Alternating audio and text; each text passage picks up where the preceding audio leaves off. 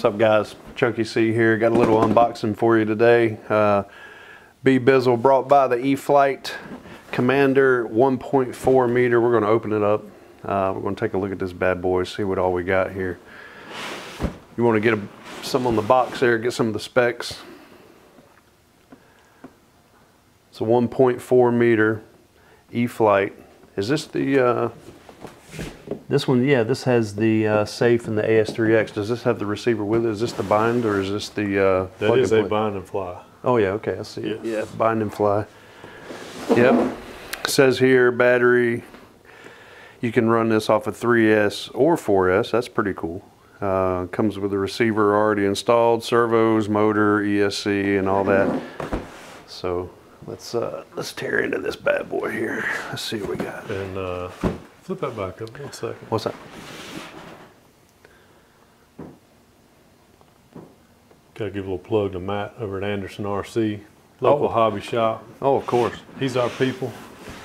If you guys have never, if you're ever around the Thomasville area, Thomasville's in North Carolina, kind of around the High Point, Winston-Salem area, you need to get by and see Matt Anderson at Anderson RC. In my opinion, probably one of the best hobby shops in the area, if not the state. I can't really say that for sure because I haven't been all over the state looking at hobby shops, but I tell you what, his hobby shop is going to be hard to beat. Surely you'd have to go to Charlotte or Raleigh to find something that would even come close to comparing. Right. But to think that we have a shop like that local right here in Thomasville is pretty cool. Yeah, pretty sweet. And Matt's a good guy. He's a good Christian guy. Every time you go into a shop, you know, he always makes it a point to say hey and stop to talk with everybody. So they're definitely good people. Him and his brother Wes. He's got a lot of guys working in there that are very knowledgeable. They know a lot about the hobbies, and they got if you're into rock crawlers and RC cars, they have a shop in the back where they repair a lot of that stuff. So.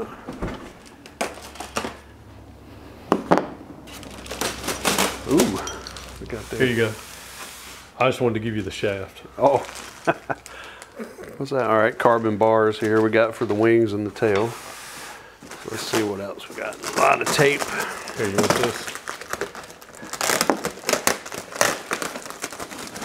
See that knife there. That's one thing about E-Flite. Man, they like all their tape. And here we go. Good Lord.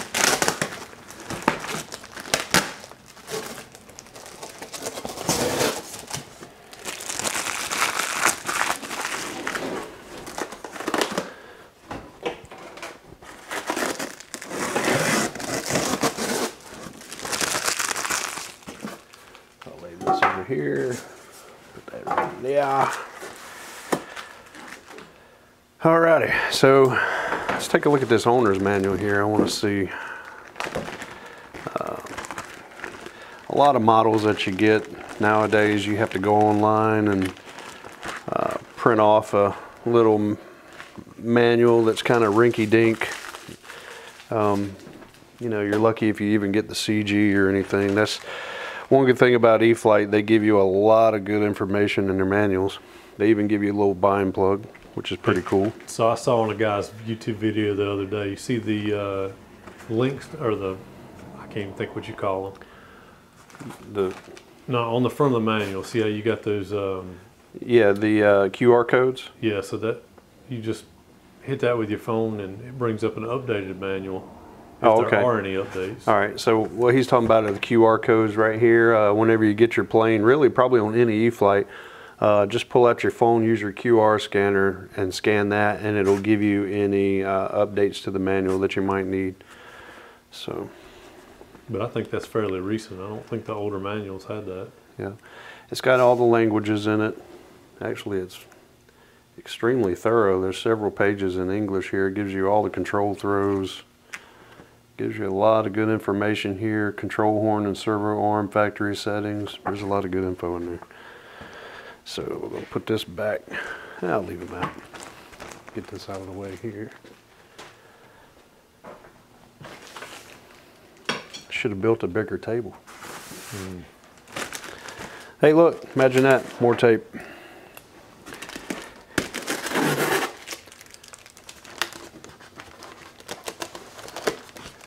All right, first wing out. Let's open this guy up. Let's take a look at these linkages here. Got to cut it open.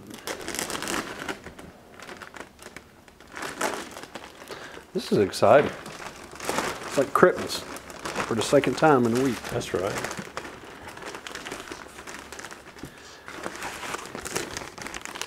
Oh, look what I see. I am really excited. If anybody knows me, I'm old school. I come from the days of balsa planes and covering, and we scratch built our own stuff. And for the longest time, I really despised foam airplanes. But I'm here to tell you, the simplicity that they are and the scale likeness that they are, they're starting to grow on me. And especially when they do stuff like this, when they give you the plugs in the wings, so it makes it very easy to take them down.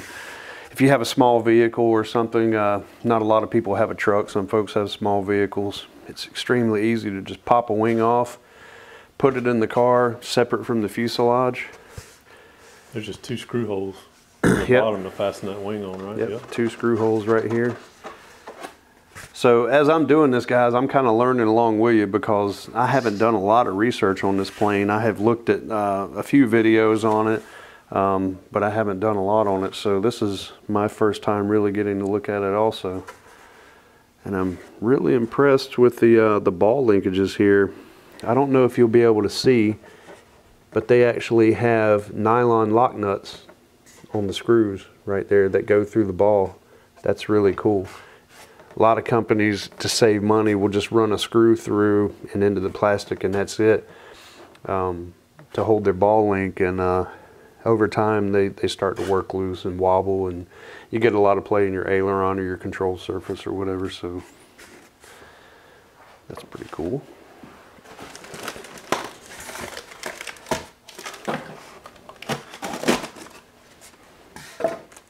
Man, they really do a good job on packaging this stuff. Yeah, they didn't want anything to happen to it. No.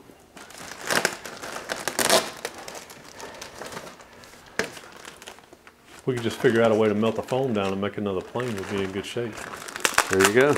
I know a lot of guys like to keep the box and be able to put the plane back in, which I get that. Yeah, I guess if I had as many planes, I think what you're referring to is Captain Blage and Pilot Robert. They always tell you on their videos, you know, they do these videos so that they can also go back and reference how to put everything back in the box so that they can store them like that. Me, I don't have that many planes, but if I had a lot of planes like those guys, I would definitely be putting everything back in a box and just putting them up on a shelf. But that's one thing you can do there. Especially Robert, because he's got so many foam airplanes. Yeah. So, I'm not going to pull this out. It's the exact same over here. It's got lock nuts on the bolts. It's pretty cool. I do like how they, man, let me take this out. I do want to show you one thing, that a detail that I just noticed is pretty cool. And I have not seen anything like this on any other airplanes. I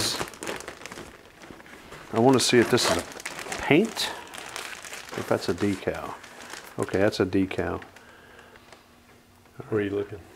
Well, I was looking at how the outline of the white around the gray letters to kind of offset them looked really cool. And I wanted to pull it out to see if it was actually painted like that or if it was a decal, but it's a decal. Mm-hmm. The paint looks really good on it. The decals doesn't look like they're going to peel up or have a problem with them. So that's cool. Excellent. I do like the checkerboard on the underside of the wing. Yeah, I do too.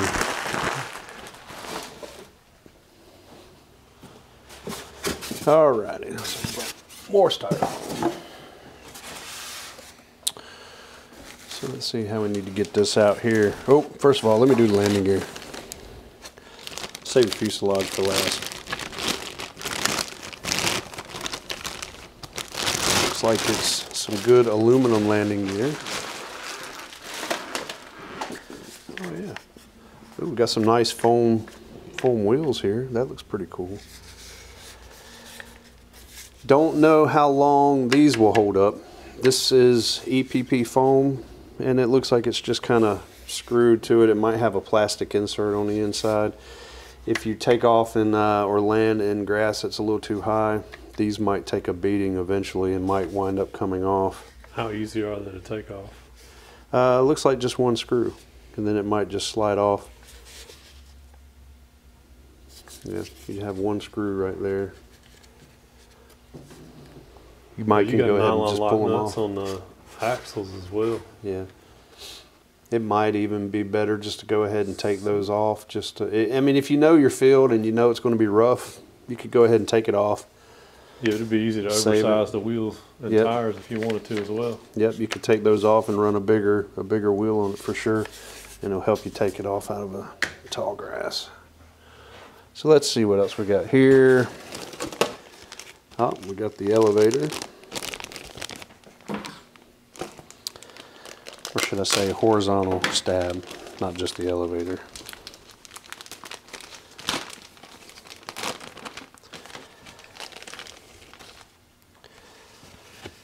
And this is another thing that I really love. They give you a carbon spar to go in, but whenever you put the pieces together, these two pieces that slide in and interlock right there for the elevators, I think that, I don't know why we have not been doing that sooner, but man, back in the old days when you had the old wire that went from elevator to elevator and you had to cut a slot, take the drill bit, drill a hole into the wood, and if you didn't get them just right, if they weren't level, then your elevators wound up being like this, and you would have to bend the little wire. But this right here, now that they've started putting these on planes, that's really sweet.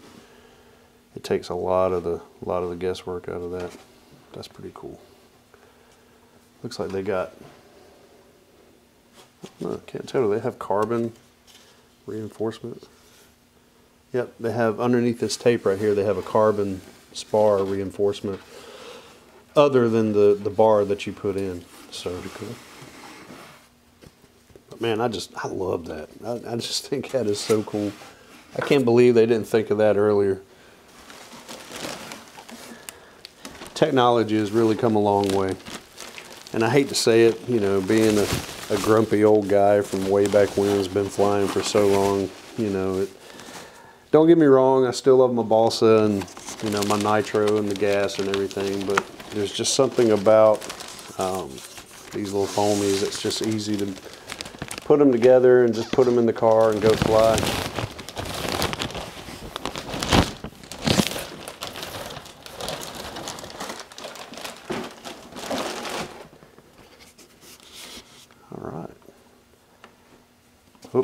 So the spinner's a little loose, so I'll definitely have to check that out. We'll have to take that off, make sure that the nuts on there tight. Yeah, no big deal, but that was a good idea. And speaking of loose nuts, the Cub of yours, the E-Flite Cub, the large one, you said that the first time I went to fly it, the prop came just flying off. I was Luckily, watching. The plane didn't leave the ground. So I was watching a video the other day, and someone was doing their maiden, and the exact same thing happened. They were on their taxi about to take off, and all of a sudden, wing, the prop flew off the front of it. It was kind of surprising that E-Flite didn't put a bolt-on hub.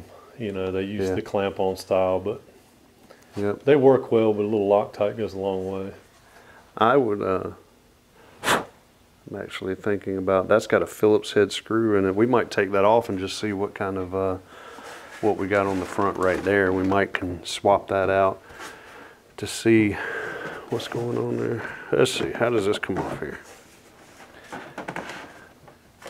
All right. kind of hard to hold on to. Well, We fingers. got the super duper magnets holding it on. There we go. Yep. All right, so naturally you got your, what was that, the IC3? Yep. That's the Spectrum. It looks like they put better straps in these. Yeah. They did. Yeah, they've got a nice strap on it. It's got a nice plastic buckle on it. That's pretty cool. The speed control also looks like it might be Velcroed in. I can't tell. It's got a ferrite bead right there. Yep. Does it have Metal Gear servos? Yep. I'm not sure if they're digital or not, but they're Metal Gear servos, which is always a plus. I can't tell you how many times I've stripped out plastic gears.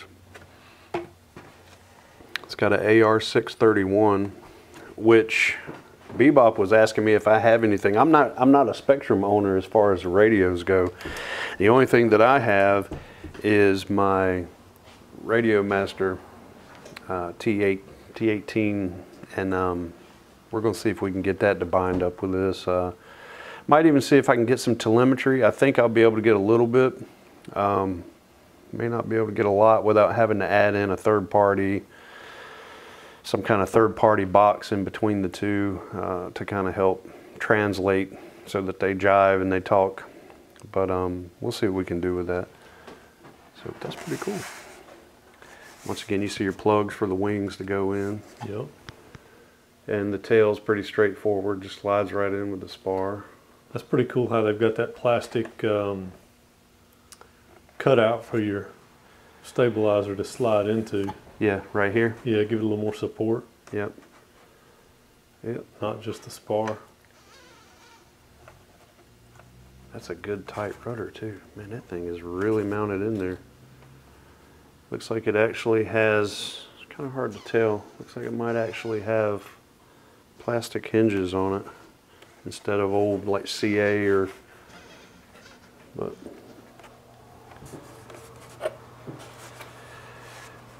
Let me grab a screwdriver. I want to take this spinner off while you're doing that. We'll call this Pilot Chuck. Pilot Chuck. Because he don't give, he don't have a care in the world about anything.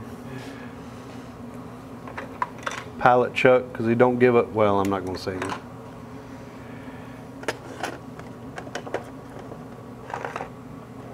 All right.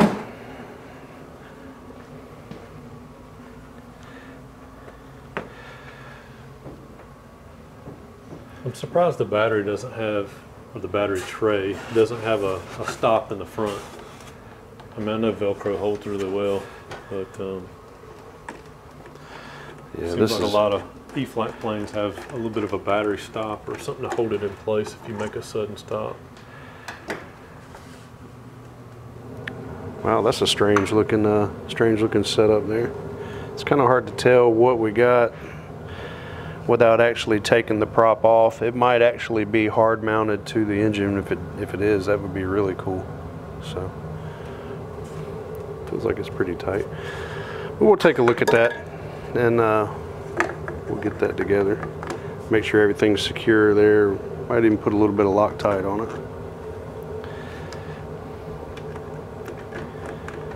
What do you think? Maybe do a Pretty sweet plane. little quick build video on it later? Sounds like a game plane. Doesn't look like it'll take too long to build. I don't think so. Yeah, we'll do that. Well guys, that's it. That's all I've got.